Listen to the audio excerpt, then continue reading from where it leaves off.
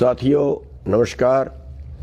साथियों, आज मैं आपको बताना चाहूँगा कि ये जो कानून बनाए गए हैं, ये का नुकसान किसानों के अलावा जो बाकी लोग हैं उनको क्या है, इस पे बात करना चाहूँगा। तो जो इन्होंने स्टॉक सीमा तोड़ दी है, 1955 में कानून बनाया गया था कि देश में खाने वाली चीज़ क्या कोई ब्लैक ना कर सके, कोई उसकी काला बाजारी ना कर सके। उसके लिए एक स्टॉक सीमा बना दी थी कि इस इतने अनाज से, इतनी दाल से, इतने खाद्य तेल से ज़्यादा कोई नहीं रख सकता। अगर वो रखेगा तो गैर कानूनी माना जाएगा। तो अब इन्होंने क्या किया है, वो स्टॉक सीमा हटा दी है कि अब जितना मर्जी भंडारण एक ही आदमी कर ले। तो इस कानून से क्या होगा, आपके सामने उदाहरण है 4 साल पहले का। महाराष्ट्र की सरकार ने दाल से स्टॉक सीमा हटा दी, एक गुप्त चिट्ठी लिखी जिसका दुनिया को, देश को पता नहीं लगा, और चंद पूंजीपतियों को उसका पता था। और चंद पूंजीपतियों ने पूरे देश की दाल खरीद के, 7 या 8 लोग थे, वो सारी दाल उन्होंने स्टॉक कर ली। और सारी दाल स्टॉक करने के बाद जब पूरे देश की दाल 7-8 लोगों के कब्जे में चली गई, तो फिर उन्होंने उसको ब्लैक किया और 50 रुपए वाली दाल का भाव आपको 200 रुपये देना पड़ा। वो जो 200 रुपये किलो में दाल खरीदी, वो देश के हर नागरिक ने खरीदी। किसान का नुकसान तो उसमें कुछ नहीं हुआ। किसान ने तो जिस भाव उसकी पिछले साल बिकी थी, उसी भाव उस साल बिकी।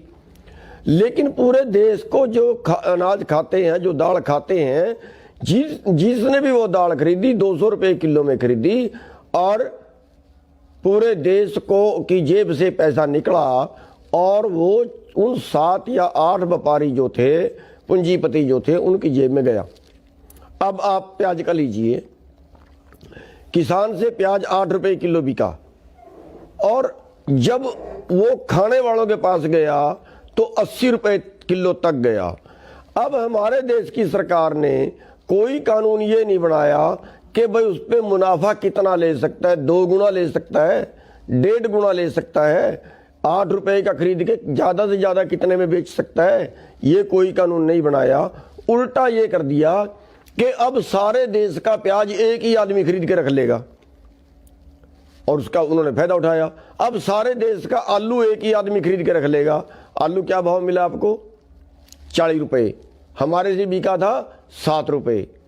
तो नुकसान किसको हुआ? खाने वाले को। तो जो ये मैटर है, ये देश के हर नागरिक का मैटर है। किसान ने तो केवल लड़ाई शुरू की है। मैटर ये नहीं है कि सारे मुद्दे किसान के ही हैं। इसमें मुद्दा है देश को बचाने का। मुद्दा है कि सारे देश की जो अर्थव्यवस्था है वो चंद लोगों की मुट्ठी में चली गई, और देश का जो खाद्यान्न है अब वो चंद लोगों की मुट्ठी में जाएगा। जब वो चंद लोगों की मुट्ठी में जाएगा, यानी पूरा देश उनका ग्राहक होगा। और जब पूरा देश उनका ग्राहक होगा, पूरे देश को कुछ लोगों से लेके खाना पड़ेगा, तो इसमें ब्लैकमेलिंग तय है। और जब ब्लैकमेलिंग तय है तो उसमें अब हमारा दूसरी चीज ये है, अब हमने देखना है हमारे देश के नागरिकों की पोजीशन क्या है। हमारे देश के नागरिकों की पोजीशन ये है कि यहाँ पैदा होने से लेके और बुढ़ापे तक, जो आखिरी सांस तक है, उसका टोटल खर्च, जो जिंदगी जीना है उसका टोटल खर्च आदमी खुद उठाता है। लेकिन अमेरिका जैसे देशों में ये नहीं है। अमेरिका जैसे देशों में बच्चा पैदा होने से लेके और उसकी आखिरी सांस तक, इस सब का जिंदा रहने का खर्चा सरकार का है। चाहे उसका इलाज का हो, चाहे उसकी पढ़ाई का हो, चाहे उसकी बेरोजगारी का हो, चाहे उसके बुढ़ापे का हो। अब अमेरिका में तो ये पॉलिसी पड़ता खा सकती है, लेकिन हिंदुस्तान में ये पॉलिसी कैसे चलेगी? यहाँ तो कितने गरीब लोग हैं जो भूख से मर रहे हैं। आज हमारा देश भूखमरी में 94वें स्थान पे 107 देशों में, सोने की चिड़िया। और सारे खर्चे यहाँ, कितने लोग यहाँ बीमारी से मर रहे हैं, कितने लोग यहाँ कर्जे से मर रहे हैं। ऐसे देश के अंदर अब ब्लैकमेलिंग का कानून और बना देना, इसका मतलब है कि करोड़ों लोग भूखमरी के आगोश में जाएंगे।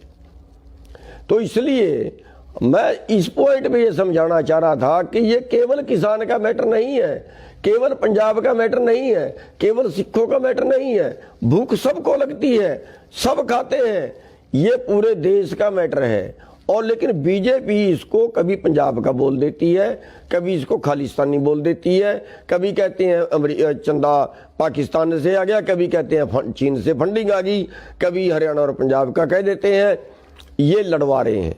इस बात को देश का हर नागरिक समझे, और इसलिए मैं हर नागरिक से अपील करना चाहूंगा कि जो गणतंत्र दिवस की का प्रोग्राम है, ट्रैक्टर परेड का, वो जितने दिल्ली में आ सकते हैं वो दिल्ली में आए, और जितने दिल्ली में नहीं आ सकते, बहुत दूर के लोग हैं, वो हर नागरिक अपने जिले में प्रदर्शन करे, मोटरसाइकिल से, कार से, ट्रैक्टर से, जिस चीज से भी वो एक परेड करे, ट्रैक्टर एक प्रदर्शन करे, ताकि पूरे देश का विरोध। अब सरकार क्या कहती है कि तो थोड़े जो है ये हरियाणा पंजाब वाले लगे हुए हैं, थोड़े से दूसरे राजस्थान से आगे, कोई उत्तराखंड से आगे, ज्यादा लोग नहीं है।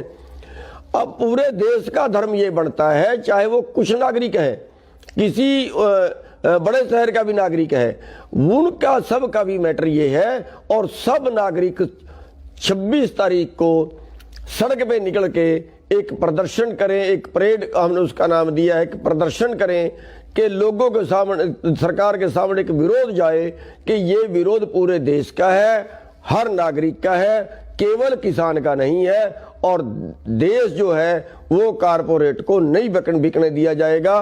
कारपोरेट पूरे देश पे कब्जा नहीं कर सकता। देश आपका है, देश बीजेपी का या किसी का नहीं है, कारपोरेट का नहीं है। इसलिए मेरी बेनती है कि 26 तारीख को हर नागरिक इसमें, इस आंदोलन में शामिल हो। सबका बहुत बहुत धन्यवाद।